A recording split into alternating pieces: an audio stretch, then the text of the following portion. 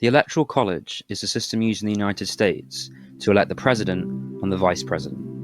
In US presidential elections, people don't vote for president. They vote for electors, who then vote for president and vice president in the Electoral College.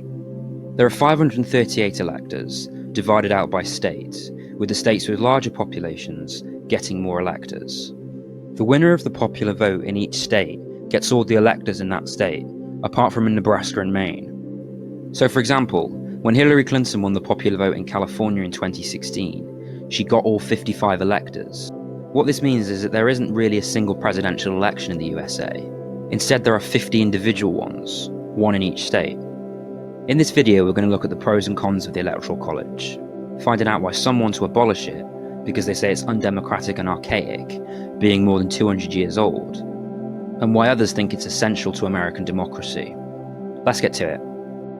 The biggest pro of the Electoral College is that it supposedly prevents a demagogue getting into power. A demagogue is somebody who relies on people's emotions and prejudices to get into power, as opposed to using rational argument.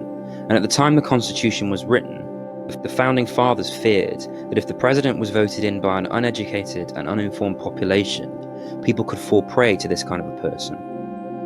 The Founding Father James Madison wrote about these fears in the Federalist Papers.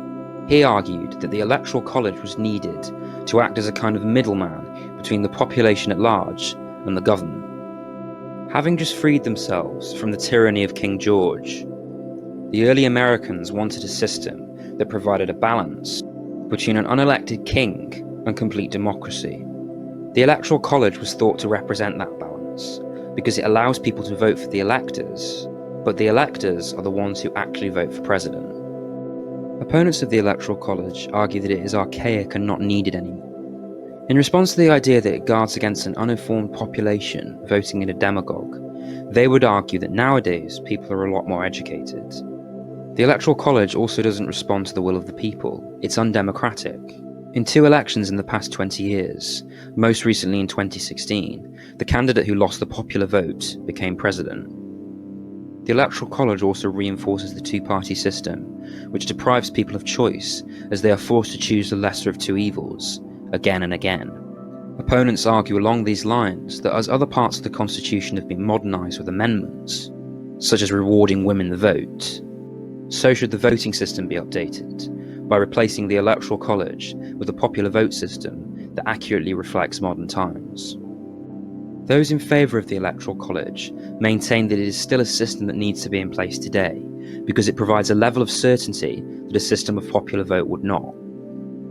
It prevents the need for recounts or runoff elections. Also, in a popular vote system, candidates could just ignore small states and go to larger ones like California or Texas to run up the vote. But because of the Electoral College, they're forced to campaign in all states, leading to a more national campaign. Opponents of the Electoral College reject this idea, arguing that instead it leads to candidates taking larger states for granted and campaigning almost exclusively in swing states like Florida and Ohio.